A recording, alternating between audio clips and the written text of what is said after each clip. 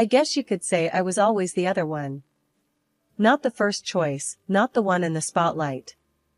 That was Anna, my older sister.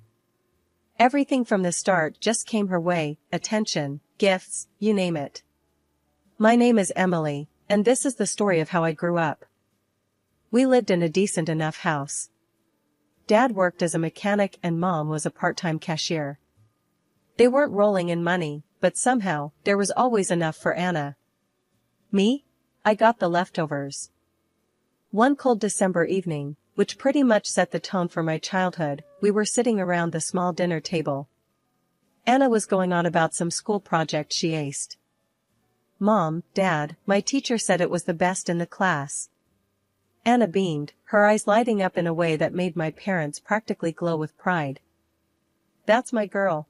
We knew those science kits were worth every penny, Dad said, his voice full of nothing but pride.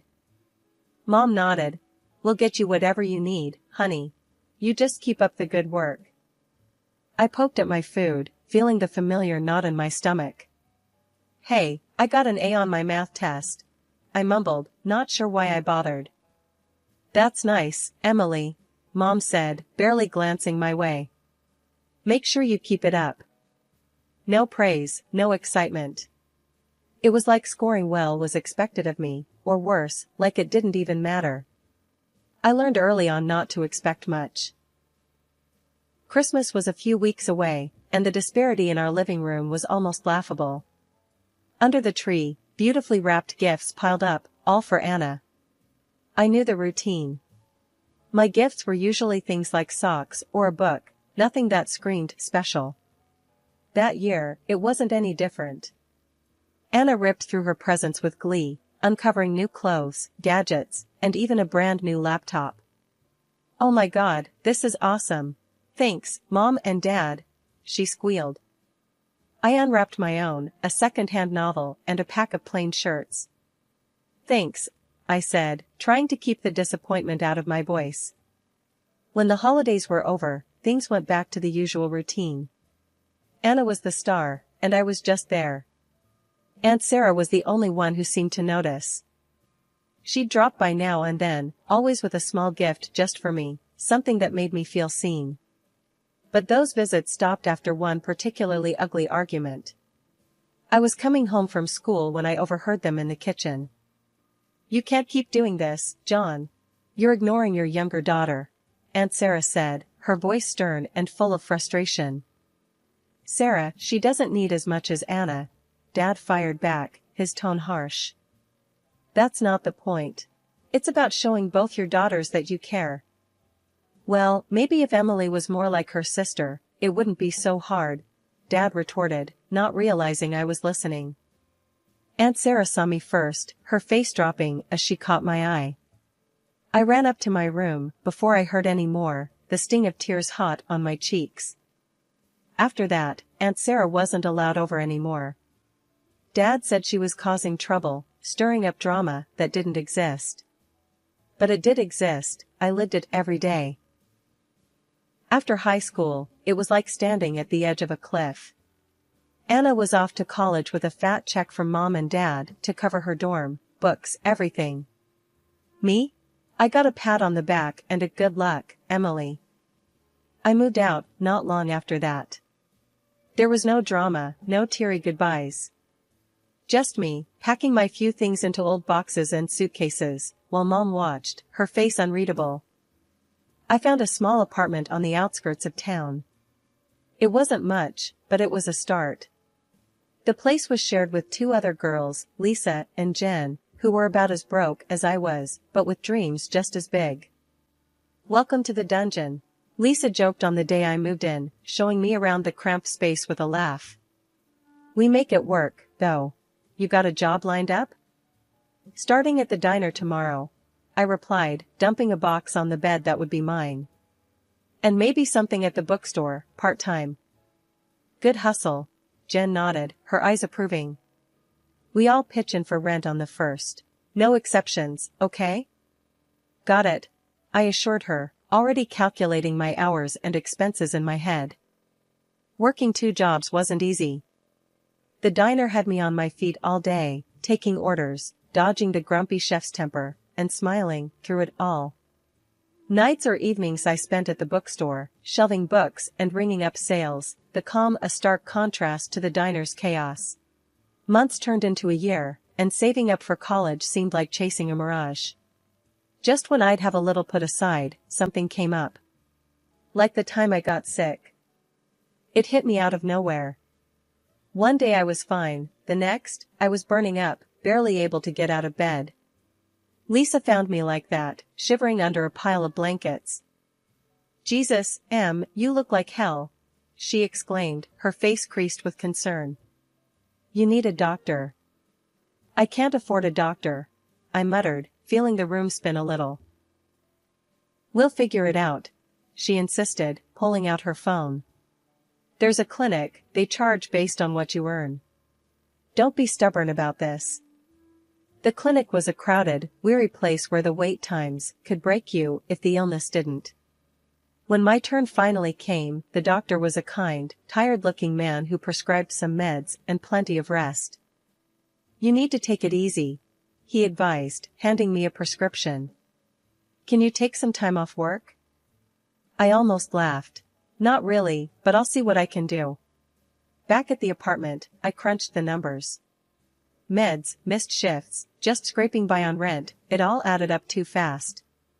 My college fund, the little there was, dwindled to nothing. After the medical ordeal and draining my savings, I knew I had to face it, I needed help. Swallowing my pride, I decided to call home. It had been a while since we talked, not properly since I moved out. The phone rang, and I braced myself. "Mom? It's Emily." "Emily, this is unexpected. Everything okay?" Her voice was cautious, not warm or worried. "I need to ask a favor. Can I come home for a bit?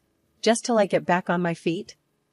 My voice sounded small, even to my own ears. There was a pause, the kind that tells you the answer won't be what you want to hear. "Oh, Emily, you know your sister just moved back in with her husband. They're using your old room. There's really no space." My heart sank, but I pushed on. "Can't we figure something out? Maybe I could sleep on the couch? It's just for a little while." There was another long pause. "I'm sorry, Emily. It's just not possible right now.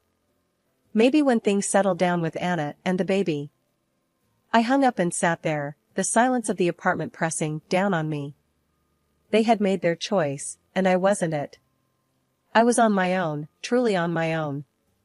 The next few days were a blur of applying for any job I could find, skipping meals to save a few bucks, and trying not to think about the fact that my own family had turned me away when I needed them the most.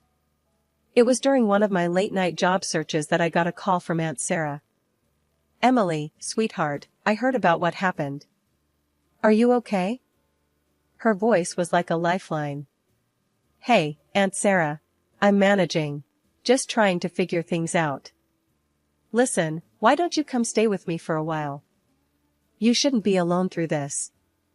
I felt tears prick at my eyes, relief washing over me. "Really? Are you sure? I don't want to impose." "Of course, I'm sure." "You're not imposing. Your family, more than just when it's convenient. Pack your things, and come over. We'll sort the rest out together." "Thank you, Aunt Sarah. Thank you so much," I said, my voice thick with emotion. Packing up my things again, I couldn't help but feel the weight of the rejection, but also the warmth of being welcomed without conditions. Aunt Sarah's place wasn't big, but it was filled with love, something that had been sorely missing for too long. When I arrived, Aunt Sarah was waiting at the door. She wrapped me in a big hug as soon as I stepped out of the cab. "You're home now, Emily. Let's not worry about anything else tonight," she said, ushering me inside. Life at Aunt Sarah's was different from anything I'd known. It was quiet, peaceful, and, most importantly, I felt wanted. A few days after I moved in, Aunt Sarah and I sat down at her old, scarred kitchen table for some real talk. The morning sun spilled over the cluttered surface, turning the steam from our coffee cups into golden swirls. "So, Emily, what's the plan?" Aunt Sarah asked, her eyes locking onto mine with that direct, no-nonsense way she had. I took a deep breath, stirring my coffee slowly. Honestly, Aunt Sarah, I want to go to college. I want to be a lawyer. But everything's just messed up right now. She nodded, tapping a finger on the table, thoughtful. Lawyer, huh? That's a big dream, Emily. Big dreams are good. They keep us going. But they need big plans. What's stopping you? Money, I said, flatly. Money is stopping me. And I've been working jobs, but it's never enough, especially not for law school. Aunt Sarah leaned back, her chair creaking slightly under the shift. I might have a solution for that. But it comes with a condition. I frowned, curious and a bit wary. What kind of condition? You get into college, and I'll pay for it. But, Emily, you've got to commit. No half measures. You work your tail off, you study hard, and you pass everything. Not just pass, excel. Can you do that? Her offer floored me. It was more than I could have hoped for. Yes, I can do that. I will, Aunt Sarah. Thank you. With that, we started planning. I applied to colleges that offered good law programs, crafting application letters late into the night. When the acceptance letter from a well-respected state college came, I actually pinched myself, thinking I was dreaming. I did it, Aunt Sarah. I got in. College was tough. Law school even tougher. Aunt Sarah's financial support freed me from the constant stress of money, but it put another kind of pressure on me. The pressure to succeed, not just for myself, but for her too. As semesters passed, I not only met Aunt Sarah's expectations, I exceeded them. My grades were top of the class, and I landed an internship at a local law firm. One evening, after a particularly grueling day at the firm, I came home to find Aunt Sarah in the kitchen, her expression more serious than usual. Sit down, Emily. We need to talk. Worry pricked at my heart as I took a seat, noticing she wasn't her usual self. What's wrong, Aunt Sarah? She sighed, a long, heavy sound. Nothing's wrong, exactly. I just want you to know how proud I am of you. You've done more than I ever expected. You're going to be a great lawyer. Her praise warmed me, but her tone hinted at something unsaid. Thanks, Aunt Sarah. I couldn't have done it without you. That's not just it, she continued, her eyes serious. You've got to start thinking about what comes next. You're about to fly, and I'm just glad I could give you the wings. During my final year of law school, I managed to secure a prestigious internship at a respected law firm downtown. The first day, I walked into the towering building feeling like I was exactly where I was supposed to be. My supervisor, a sharp-tongued lawyer named Mr. Coleman, met me at his office door with a skeptical look. So, you're the intern I've heard so much about. Emily, right? Mr. Coleman's voice was gruff, his eyes scanning me like I was a case file he wasn't sure about. Yes, sir. I'm here to learn and contribute as much as I can, I replied, my voice steady, despite the butterflies dancing in my stomach. The work was intense. I spent days buried in legal research, drafting documents, and sometimes, I was allowed to sit in on client meetings, observing the real dance of law. Mr. Coleman didn't hand out praise easily, but when he did, it stuck. One late evening, after everyone else had gone home, I was still at my desk poring over a particularly tough case when Mr. Coleman walked by. He stopped, looking over my shoulder at the piles of legal journals and notes spread out in front of me. Don't you ever go home, Emily? He asked, an eyebrow raised in amusement or maybe respect, I couldn't tell which. Not until I figure this out, I answered without looking up. This case could set a precedent, and I think there's an angle we've missed. Mr. Coleman grunted, pulling up a chair. Show me. We spent the next hour discussing the case, back and forth, with me arguing my point based on a precedent I found that could help our client. Finally, he leaned back, rubbing his chin thoughtfully. Not bad, Emily. Not bad at all. You've got a sharp mind for this. Keep it up, and you'll make a fine lawyer. The day I graduated, I felt a mix of pride and nostalgia. Aunt Sarah was in the front row, clapping louder than anyone else, her eyes shining with tears. After the ceremony, as we walked out of the auditorium, she hugged me tight. "You've done it, Emily. All those years of hard work, and here you are," she said, pulling back to look at me with that proud, unwavering support that had become my rock. "I couldn't have done it without you, Aunt Sarah. You believed in me when no one else did, not even myself," I said, my own eyes misty. With law degree in hand, I started applying for jobs. The market was competitive, brutal even, but I was not deterred. I sent out dozens of applications, went on several nerve-wracking interviews, and finally, I got a call that would start the next chapter of my life. "Ms. Emily, this is Jared from Mason and Associates. I'm pleased to inform you that we'd like to offer you the position. Your internship performance was highly recommended by Mr. Coleman, and we believe you'd be a great fit." I almost dropped the phone. "Thank you, Jared. I'd be honored to accept." When Aunt Sarah told me my sister Anna had never graduated college due to her early pregnancy and quick marriage, I wasn't really surprised. Aunt Sarah's health took a turn for the worse not long after that revelation. I was at work, buried in files, when I got the call from the hospital. My world stopped. I barely remember grabbing my things and rushing out. Everything after that was a blur until I reached her side. She was weak, her voice barely a whisper, but her eyes were the same, sharp and knowing. "Emily," she murmured as I took her hand, trying to swallow the lump in my throat. "I'm here, Aunt Sarah. I'm right here," I managed to say, my voice trembling. She squeezed my hand, her grip frail, but firm. "You did good, kid. I'm so proud of you. You remember what I always told you? To be strong. To stand up for myself," I replied, the tears I had been holding back now streaming down my face. "That's right. And you have," she said, her voice growing fainter. "I've left you something. In my will. The house, it's yours now." I nodded, unable to speak, squeezing her hand. We didn't say much after that. We didn't need to. Later that night, she passed away quietly in her sleep. The months following her death were a blur of legal matters and settling into the house that was now legally mine. I transformed it into something that felt like a real home for the first time in my life. Then, out of the blue, my parents and Anna with her husband and kids decided to visit. I should have known they weren't just coming to check on how I was holding up. As soon as Anna walked in, she started inspecting the place like she was at an open house, commenting on every piece of furniture and layout. "Oh, this would be perfect for the kids," she said loudly. "Look at all the space, Mom." Her husband nodded, adding, "Yeah, we could really spread out here." I clenched my fists, trying to keep my cool.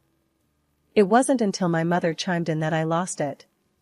"Emily, you should really think about letting Anna have the house. They need the space, what with the kids and all. You can manage fine in a smaller place, can't you?" I stared at them, disbelief turning quickly into anger. "Are you serious? This is my house.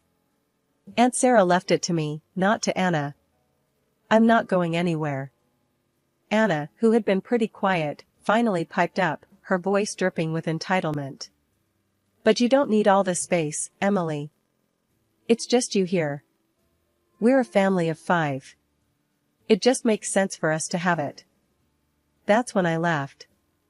It wasn't because anything was funny, but because the sheer audacity of their request was absurd. "You think just because you have kids and a husband, I have to give up my home? That's not how this works." Mom looked shocked.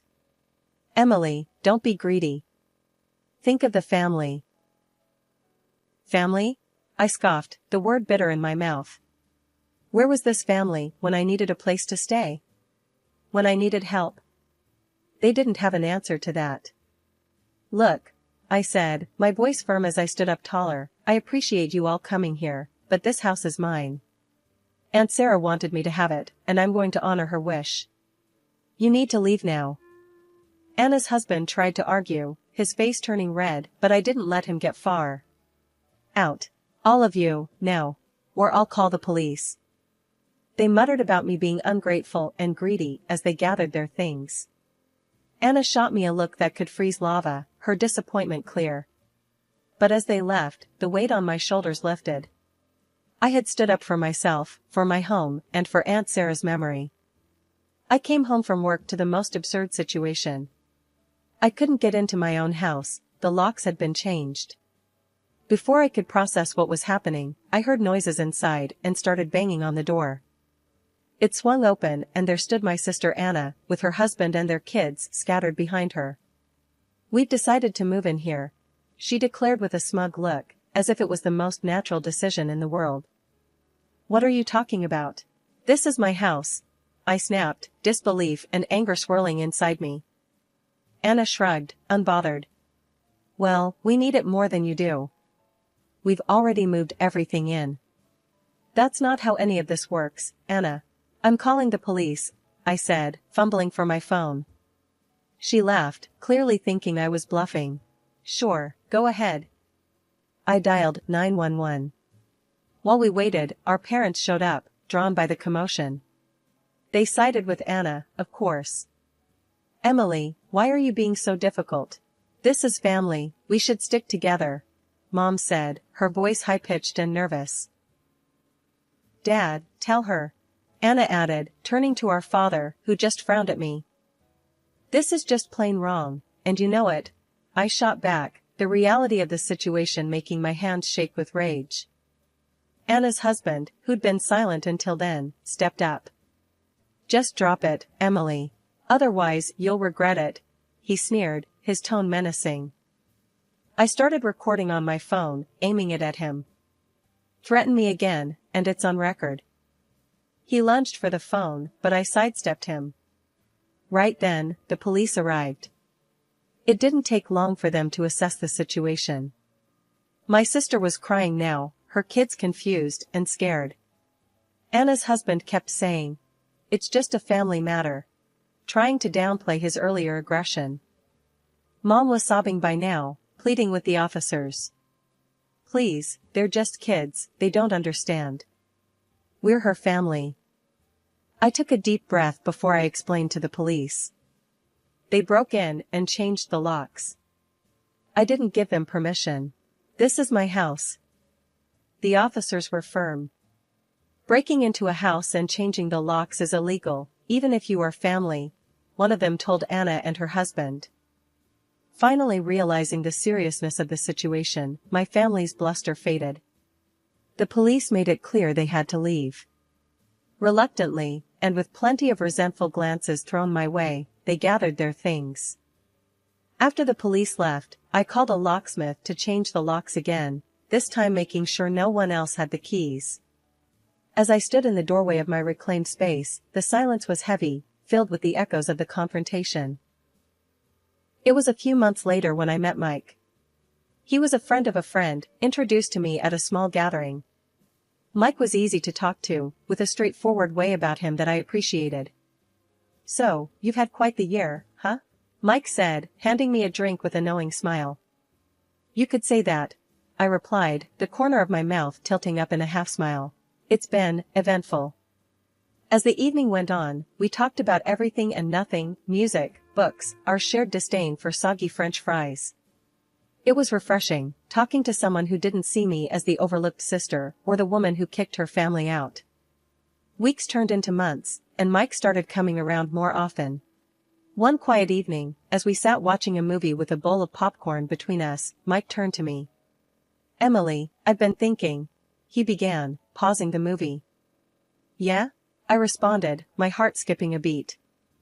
"I really like what we have. I mean, I know your house is your sanctuary, but I was wondering if you'd be okay with me being a more permanent part of it," he asked, his voice tentative. I looked at him, really looked, and saw everything I needed in his sincere, hopeful gaze. "I'd like that," I said simply, and his smile lit up the room.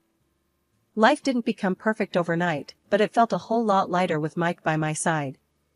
We faced a few more challenges, like when Anna tried to stir up trouble again by spreading rumors about me being heartless. But this time I didn't face it alone. "Let them talk," Mike said one evening after I got a frustrating call from Mom, telling me how upset Anna was.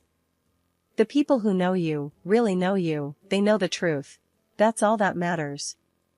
He was right, and slowly, I began to let go of the anger and resentment. It wasn't worth holding on to. Instead, I focused on the good, the home I was building, both the physical walls around me and the emotional barriers I was letting down.